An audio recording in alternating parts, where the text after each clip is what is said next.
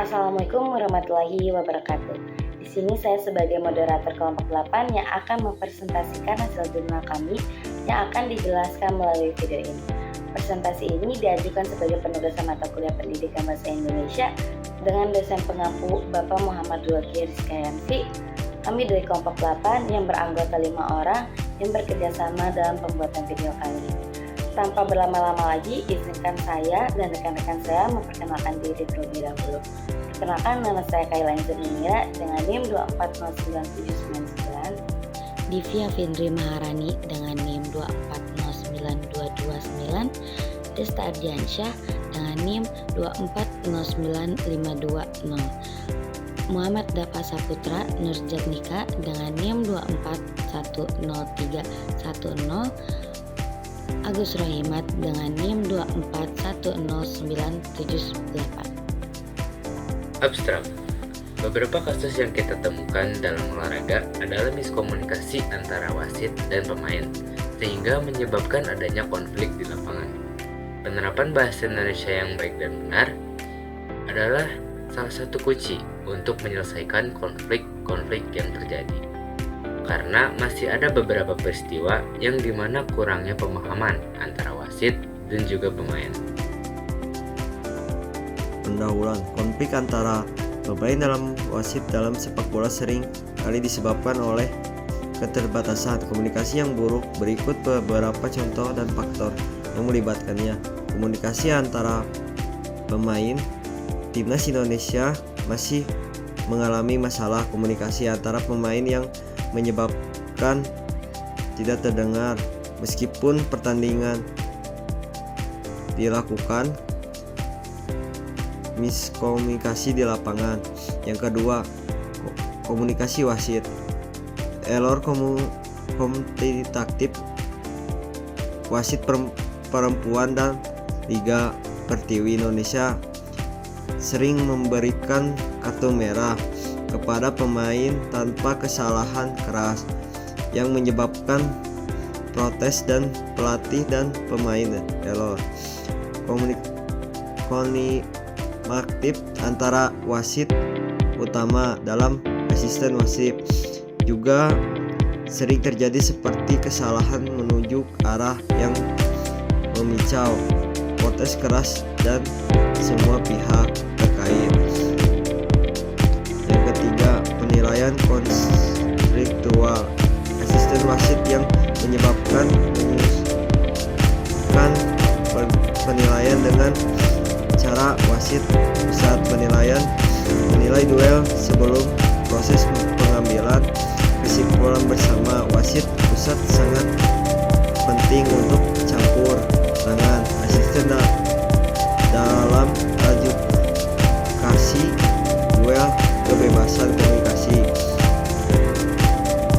agar tidak terjadi miskomunikasi antara pemain wasit.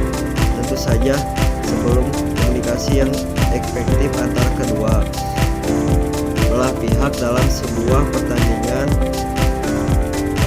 wasit dan pemain harus memiliki pemahaman yang matang dan sama terhadap syarat tangan kartu harus mudah dipahami oleh semua pihak, dan dengan komunikasi yang baik diharapkan dapat menyampaikan instruksi kepada pemain. Metode penelitian. Desain penelitian tentang komunikasi wasit dan pemain sepak bola telah dikaji dalam beberapa penelitian akademik. Komunikasi antara wasit dan pemain memegang peranan krusial dalam memastikan jalannya pertandingan yang adil dan efektif. Penelitian ini bertujuan untuk menganalisis dinamika komunikasi yang terjadi di lapangan dengan fokus pada bentuk komunikasi yang digunakan, tantangan yang dihadapi, dan dampaknya terhadap keputusan wasit. Dalam penelitian ini, kami akan fokus pada wasit dan pemain dalam konteks pertandingan olahraga. Wasit berperan sebagai pemimpin yang bertanggung jawab membuat keputusan dan menjaga kelancaran permainan. mereka akan berbagi pandangan tentang bagaimana mereka berkomunikasi dan tantangan yang mereka hadapi saat berinteraksi dengan pemain. Sementara itu, pemain akan memberikan perspektif mengenai bagaimana komunikasi dengan wasit memengaruhi permainan mereka. Objek yang akan diteliti meliputi berbagai bentuk komunikasi, baik yang diucapkan maupun yang tidak, masalah yang muncul selama interaksi, serta dampaknya terhadap keputusan wasit dan respon. Dalam penelitian tentang komunikasi antara wasit dan pemain, kami akan menggunakan beberapa cara untuk mengumpulkan informasi yang lengkap, seperti melakukan wawancara semi-struktural dengan wasit dan pemain untuk memahami pengalaman mereka saat berinteraksi di lapangan, dan juga diskusi kelompok yang diadakan untuk menggali pandangan bersama dari wasit dan pemain. Pembahasan. Penelitian yang dilaksanakan menghasilkan data yang membuktikan bahwa bahasa Indonesia berperan penting dalam komunikasi antar wasit dan pemain. Rata-rata responden berpendapat bahwa 1. Komunikasi antar wasit dan pemain adalah hal yang penting dengan persentase 100%. Responden menjawab ya. 2. Terwujudnya komunikasi yang baik harus menggunakan bahasa Indonesia atau boleh menggunakan bahasa daerah dengan persentase 50%. Responden menjawab ya, yang artinya 50% masih ada yang memakai bahasa daerah dalam komunikasi antara wasit dan pemain. 3. Seorang wasit apakah perlu menyampaikan keputusan dengan efektif dengan persentase 77,8%. Responden menjawab ya, dan terdapat 22,2% yang tidak setuju dengan pernyataan tersebut. 4. 83% memilih ya untuk gagasan wasit perlu menyampaikan peraturan pertandingan supaya lebih efektif. Lalu untuk sisanya, kebanyakan berpikir bahwa itu adalah bukan tugas seorang wasit. 5. Apakah wasit harus berada di posisi netral? Dalam pernyataan tersebut, 83,3% orang menjawab ya, dan untuk sisanya tidak memiliki pendapat yang sama. 6. Tentunya dalam sebuah pertandingan seorang wasit jika berada di salah satu pihak yang bertanding, maka itu dapat mempengaruhi berlangsungnya pertandingan, dan pernyataan tersebut 83,3% orang setuju. 7. Mental seorang wasit tentu saja harus kuat, dikarenakan seorang wasit adalah posisi yang penting untuk mengatur keberlangsungan pertandingan dengan baik dan kondusif. Dan 88,9% orang setuju dengan gagasan tersebut. Hasil dan pembahasan.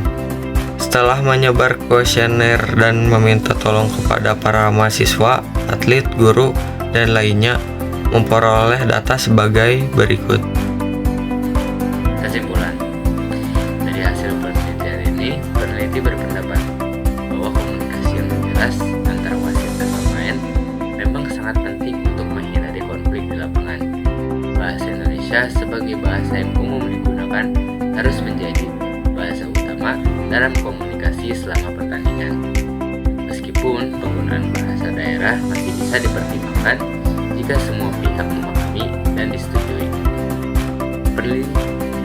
Peneliti juga menilai bahwa komunikasi tidak hanya mengandalkan kata-kata, tapi juga bahasa tubuh dan isyarat nonverbal. Oleh karena itu, baik wasit maupun pemain perlu lebih sadar dan berlatih dalam berkomunikasi agar keputusan yang diambil bisa diterima dengan lebih baik oleh semua pihak. Dan yang terakhir, meskipun melakukan evaluasi terhadap keputusan-keputusan yang diambil oleh wasit setelah pertandingan juga sangat berguna. Sesi evaluasi ini bisa melibatkan pelatih dan pemain, sehingga ada kesempatan untuk membahas dan memperbaiki kekurangan dalam komunikasi selama pertandingan. Dengan langkah-langkah ini, diharapkan kualitas komunikasi antar wasit dan pemain dapat semakin baik, yang pada akhirnya akan meningkatkan kualitas pertandingan dan dan mengurangi potensi konflik yang sering muncul akibat miskomunikasi di lapangan. Cukup sekian dari kami. Mohon maaf bila ada kesalahan. Assalamualaikum warahmatullahi wabarakatuh. Demikianlah presentasi yang dapat saya sampaikan dengan rekan-rekan saya pada kesempatan kali ini. Semoga informasi yang telah dibagikan dapat memberikan wawasan baru dan bermanfaat bagi kita semua. Saya mengucapkan terima kasih pada kesempatan yang sudah diberikan. Wassalamualaikum warahmatullahi wabarakatuh.